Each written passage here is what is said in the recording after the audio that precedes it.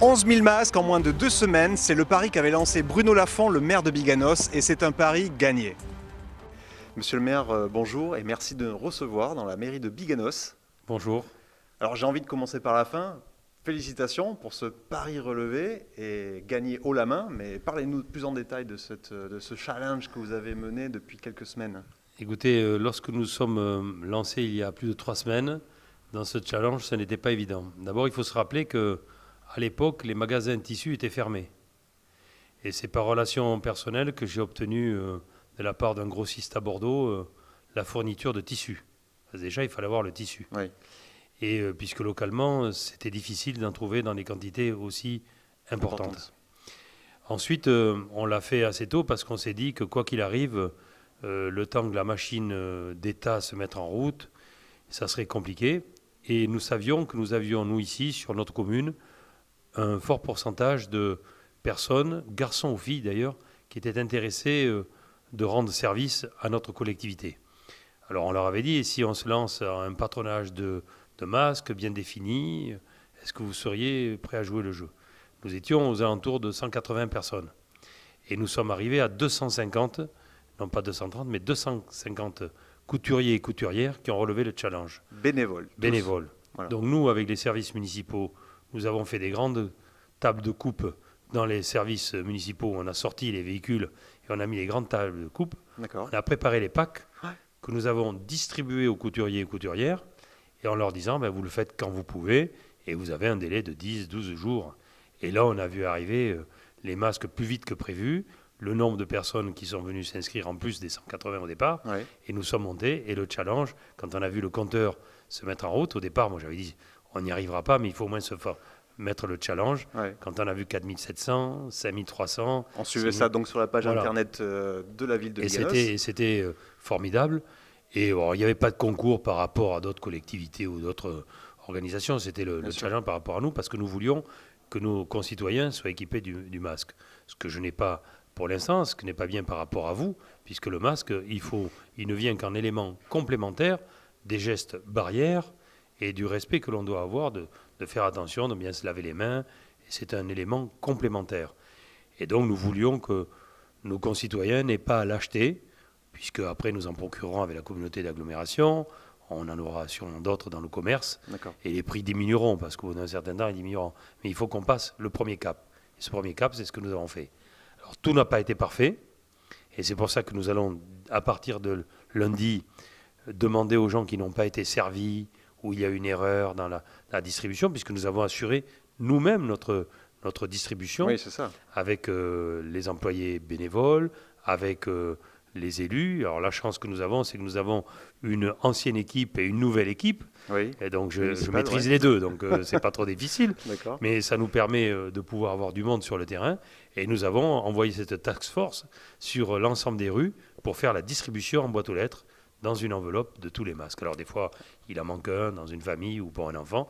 Et bien c'est ce que nous allons faire, de les distribuer en complément. Dès la semaine prochaine, d'accord. Donc elle a été rapide, cette task force, comme vous dites, puisqu'en 1 jour et demi, je crois, 2 jours. Tout a été distribué. On avait fixé ça sur 2 jours.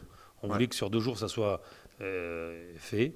Et nous avons réussi à relever ce challenge aussi, puisque nous voulions qu'avant le 1er mai, on puisse relever ce défi, que les gens soient prêts, s'habituent, parce que c'est pas évident de vivre avec un masque, quand on a des lunettes. Et puis, on l'avait fait pour les personnes en difficulté, on l'avait fait pour les personnels soignants, au tout début, avec nos masques que nous avions chirurgicaux. Et donc, on a fait cette distribution, et aujourd'hui, on l'a fait à l'ensemble de la population. Et je trouve que c'est un bien pour tous. Et vous ne vous êtes pas arrêté au simple fait de mettre un masque dans une enveloppe dans la boîte aux lettres, vous l'avez accompagné d'un message personnel et d'une notice d'emploi, d'utilisation? Oui, puisque c'est un peu plus détaillé que ce que je viens de vous dire. Le masque n'est que le complément. Or, j'ai insisté, moi, dans mon mot, sur la solidarité qu'il y avait eu et ces moments de difficulté. Le président de la République nous a dit que nous étions en guerre. C'est vrai, nous sommes en guerre contre un ennemi qu'on ne voit pas et qui est excessivement difficile et dont il va falloir s'habituer à vivre avec. Mais il faut qu'il y ait une solidarité. Il y a toujours dans ces cas-là des égoïsmes, des peurs, et donc il faut chasser cela. Et c'est le petit mot que j'ai mis.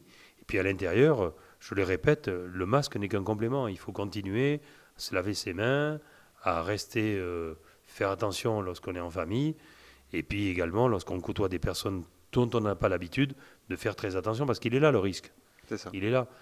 Nous, la chance, pourquoi nous avons, d'abord, je pense que nous sommes un peu moins nombreux au kilomètre carré.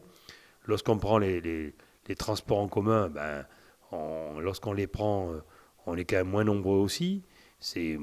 Bon, il y a eu des clusters, certes, mais il y a aussi des endroits, comme la région parisienne, où lorsque les gens sont entre eux, c'est plus difficile. Alors, il n'y a pas de ségrégation, parce que demain, ça peut nous tomber dessus. Ouais. Mais il faut quand même faire attention. Et nous, quand on a eu les gens de voyage qui ont été touchés sur la commune, on a fait en sorte qu'ils prennent toutes leurs précautions pour aller faire leurs courses. Au début, on leur a amené les vituailles directement sur le camp. Oui. Parce que, non pas qu'on ne voulait pas qu'ils sortent, on n'avait pas le droit de faire ça, mais on leur a demandé de prendre leurs précautions. Et alors, ils prenaient la température, et c'est celui qui n'avait pas de température qui sortait. Et bon, mais on a fait attention au départ, mais c'est ainsi qu'il faut raisonner. Moi, je pense que c'est partout. Alors après, il peut y avoir des grandes réunions où on n'est pas au courant, comme le rassemblement de Mulhouse. Oui, c'est des Mulhouse. Hein. Oui. Et bon, là, c'était le début. Hein. Personne ne le savait. Hein. L'épicentre, oui, certainement. Voilà.